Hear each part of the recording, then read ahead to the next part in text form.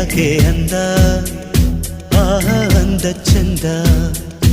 ಅವಳ ಅಂದ ಒಳಗೆ ಅಡಗಿರೋದ್ರಿಂದ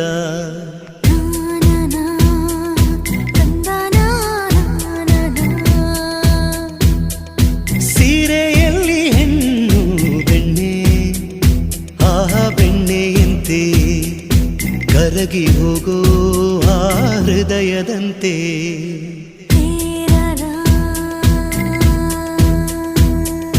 ಹಣೆಯಲ್ಲಿ ಸಿಂಧು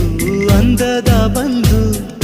ಕಣ್ಣಲ್ಲಿ ಕಾಡಿಗೆ ರುಚಿಯಾದ ಅಡಿಗೆ ತಿಂದು ದೇಗೋ ಹೃದಯಕ್ಕೆ ಹೆಣ್ಣಿನ ಅಂದವೇ ಮದುವೆಯ ಭೋಜನವಂತೆ ಮದುವೆಯ ಭೋಜನವಂತೆ